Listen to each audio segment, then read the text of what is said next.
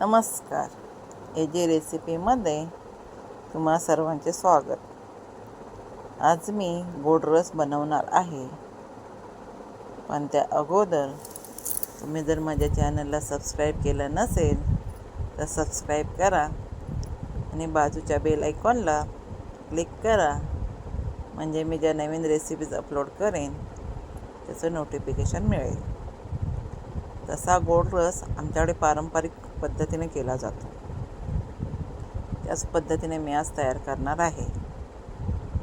एका पातेल्यामध्ये 3 ग्लास पाणी गरम करायला ठेवलं आहे. पाण्याला उकळी येईपर्यंत एका बाउलमध्ये अर्धी वाटी पाणी घेणार आहे. त्यामध्ये तांदळाची पाऊण वाटी पिठी टाकून घेणार आहे.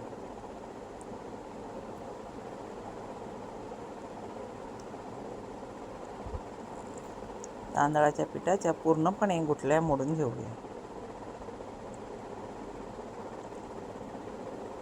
पाण्याला उकळी आले की त्यामध्ये पाऊण वाटी गूळ टाकून घेणार आहे.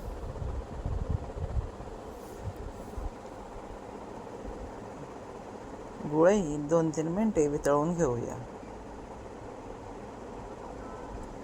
2-3 मिनिटे गूळ वितळला की त्यामध्ये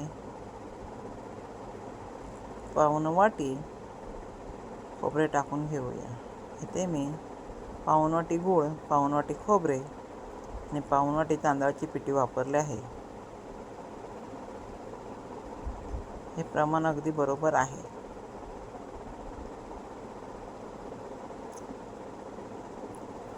त्यामध्ये मी तयार केलेली तांदळाची ही सरी टाकून घेणार आहे.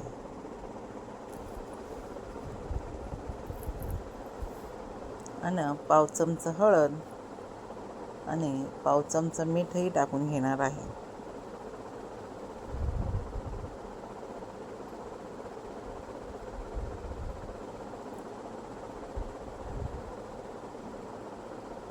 तांदळाची सरी टाकून झाले की सारखं ढवळत राहूया. असं केल्यानं पिठाच्या अजिबात गुठळ्या होणार नाहीत.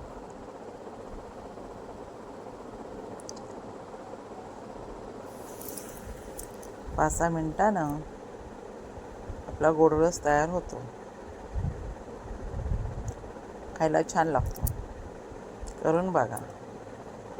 आणि रेसिपी आवडल्यास लाईक करा, शेअर करा, कमेंट करा आणि थँक्यू.